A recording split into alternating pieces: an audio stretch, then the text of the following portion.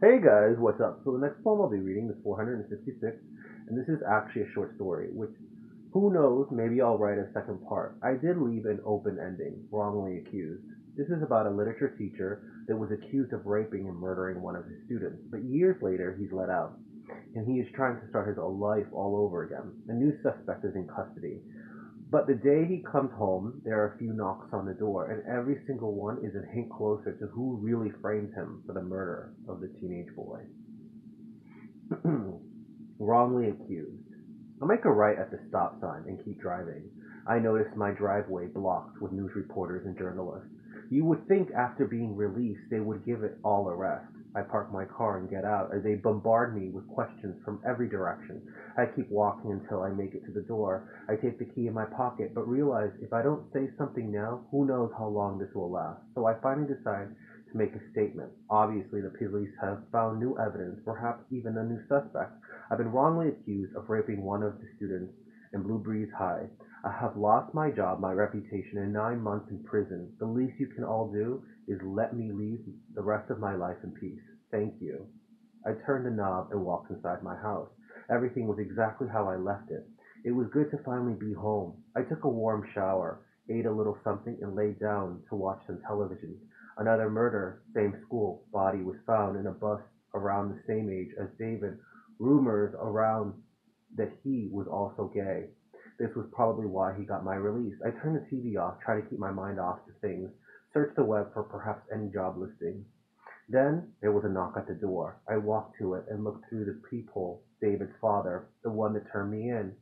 What is he doing here? How could they let a cold-hearted murderer like you get out of prison? They should have given you the chair. I don't care what they say. It was you. Tears keep strolling down my eyes as I fell to the ground, protecting the door. Even though it was locked, you will pay for what you have done to my son. Get the hell out of my property before I call the police. I sat there and thought how hard it was going to start my life all over here. Maybe I should just move. Then there was a knock at the door. Please open the door. My name is Stephen Wright. In case you don't know, I'm a journalist. I want to ask you some questions. In a shaky voice, he ordered me to leave. I want to write a book about you. I believe you are innocent, and I want to clear your name in this town. He opened the door and looked at me. Why? Because I followed your case and read every article. Usually when I have a hunch, I'm right, but I need it in your words. I walked inside and looked around.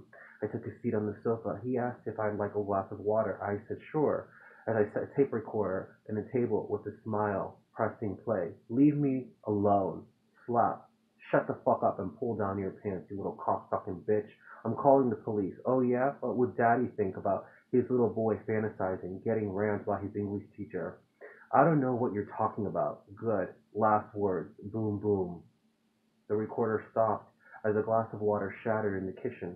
I laughed.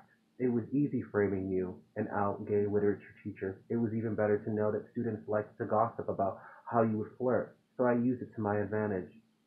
I pointed the gun at him, about to pull the trigger, but how could there be no bullet? He jumped over the kitchen table, making the knives fall. He kept choking me as I stabbed him straight in the heart. I stood there. 20 minutes later, the police barged in and looked at the scene.